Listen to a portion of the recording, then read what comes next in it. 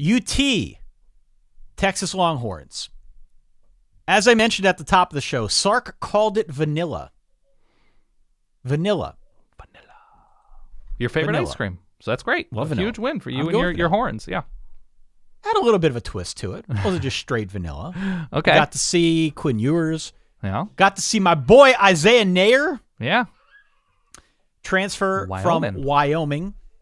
He is going to be my new favorite player on this Texas team. Quinn Ewers. Over Xavier Worthy? Xavier Worthy. We know about Xavier Worthy. Okay.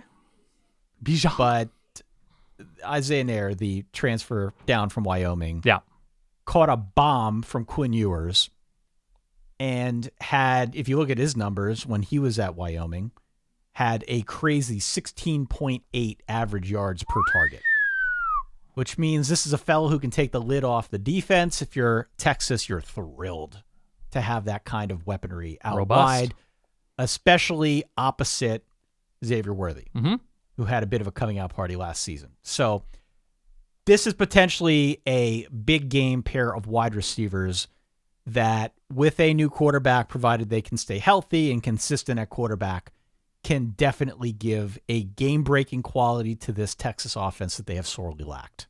Yeah. So I am excited about that. It is very much in focus to me that they're going to be fine out wide.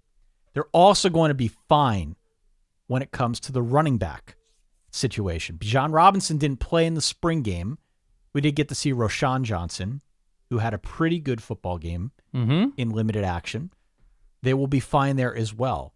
They have options at quarterback. We saw Quinn Ewers. We saw Hudson Card. Both showed flashes. Both had some, down points in this game. It's a spring football game. Both are still young guys. I think that much is inevitable. What I think we can figure out based on what we saw, Quinn Ewers is a much better arm, much bigger arm than Hudson Card. Hudson Card is very good in his own right. Hudson Card, whether it's at Texas or elsewhere, is going to play and be a good quarterback. If it's Ewers, he's got an effortless quality to his deep ball. And the fact that you could have a quarterback at UT under Sark, under his tutelage, given his pedigree, go out there and constantly be looking for the home run, that's a big deal. Yeah. That's a huge deal. Yeah. So now whether that materializes or not, I don't know. But at least in the limited bit that we saw Quinn Ewers, that downfield mentality is exciting.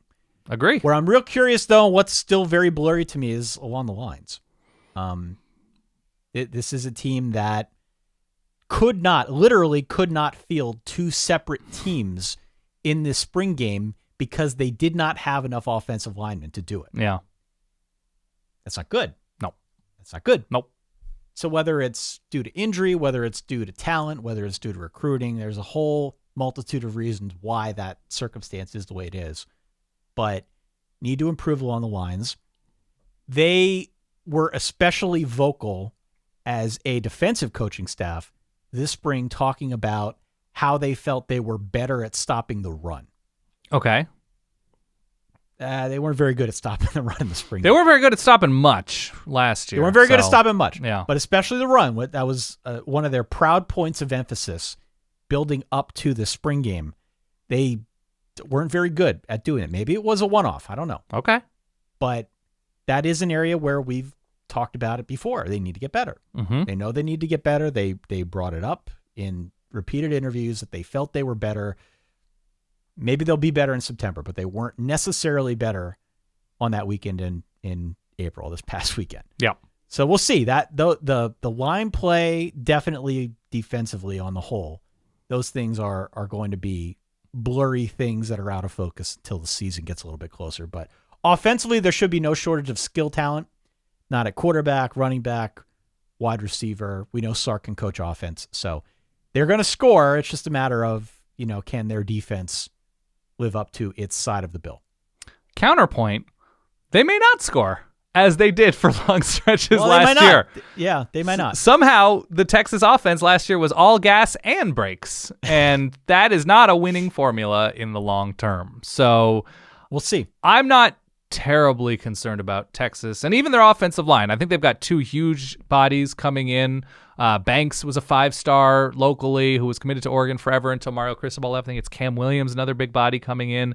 So the receiving talent is only getting deeper.